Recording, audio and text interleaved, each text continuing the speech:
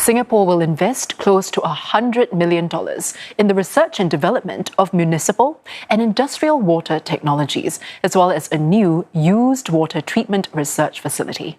Announcing the funding, Deputy Prime Minister Gan Kim Yong said that in a world facing climate change and growing uncertainty, water is a matter of resilience. Our aim is not only to meet Singapore's own needs. We also want to develop solutions that can be applied in cities and industries around the world. If we can help industrial users reduce, reuse and recycle water more efficiently, this will support both economic growth and environmental sustainability. Mr. Gan was speaking at the opening of the Singapore International Water Week. The three-day event brings together 2,000 attendees, including global leaders, to tackle pressing water challenges. Of the fresh funds under the Research, Innovation and Enterprise 2030 program, $85 million will go towards municipal water solutions. This includes water treatment and desalination. Another $12 million will support research into industrial water solutions for the wafer fabrication and data center sectors.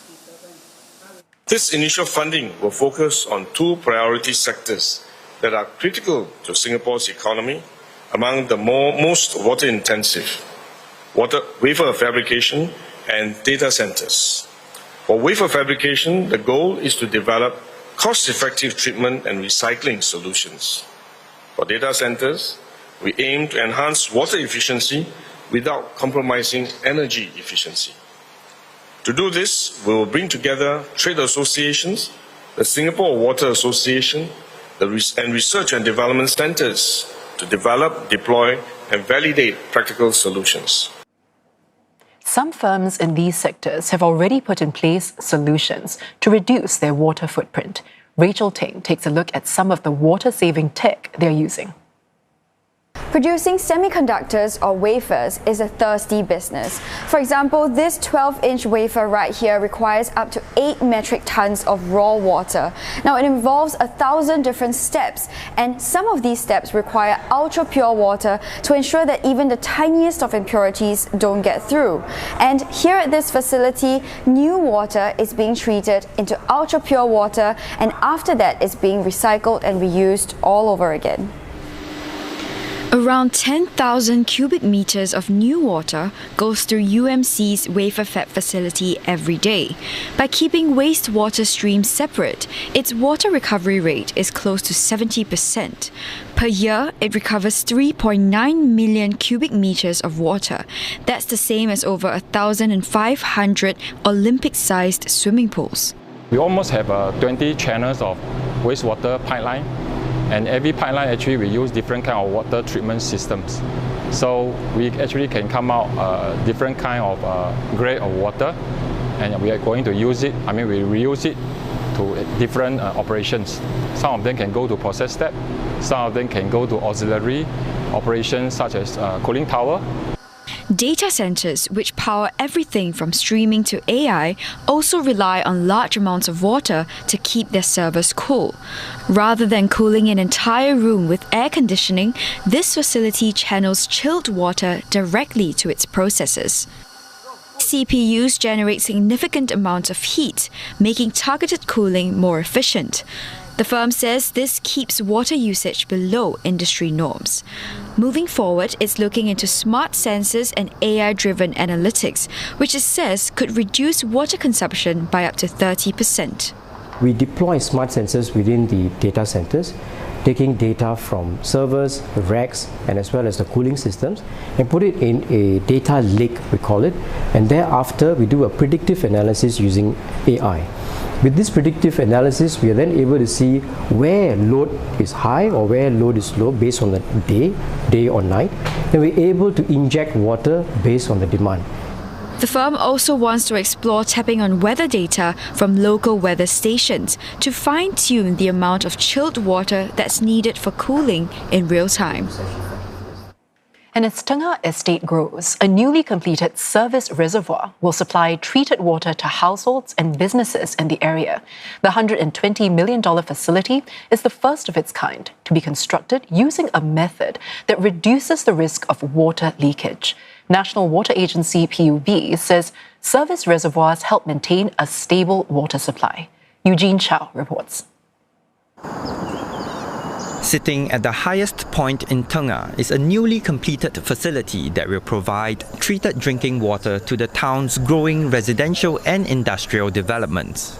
This includes around 42,000 households when completed. It can hold the equivalent of about 22 Olympic-sized swimming pools of water. Announcing its completion at the Singapore International Water Week, Deputy Prime Minister Gan Kim Yong says planning for the reservoir started 10 years ago. This is what long-term planning and investment means in practice. It is not only about expanding capacity, it is about building resilience ahead of demand, integrating water planning with urban and economic planning, and ensuring that future generations inherit systems that are robust and reliable. The service reservoir consists of two man-made tanks, each about 5 stories tall, that hold treated water. Built on high ground, water from the service reservoir is supplied to homes and businesses in the area via gravity. This means there's less pumping and lower operating costs. The facility is operated remotely through a centralized system that allows real-time monitoring and control of key functions. Fish are used to help keep tabs on water quality here. About 20 tiger barbs live in a small tank and are replaced every month. Video analytics is used to track if the fish becomes sluggish or die, and that could indicate that something's wrong with the water.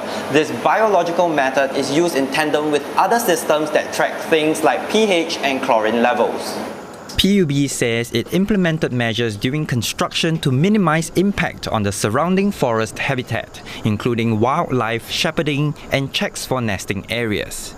Tengah Service Reservoir will begin operations later this year. Sustainability and the Environment Minister, Grace Fu, says Singapore will need to find less resource-intensive ways to generate water. Ms. Fu made this call at a plenary session held during Singapore International Water Week. It's really about innovating, having technology, working closely with companies. We are not satisfied with just getting what's available. We want to invest with best technology available. So for every new water plant, water infrastructure that we put in place, we want to aim for improvement.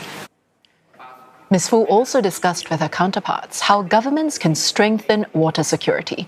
She also highlighted the dilemma in making long-term plans, which could limit the country's options in the future. We have to be very, very long-term in our approach, but at the same time, very agile in our planning operations, so that it allows new information, new projections to be included in our projection. So this interplay between long-term projection and short-term readiness is a very important consideration.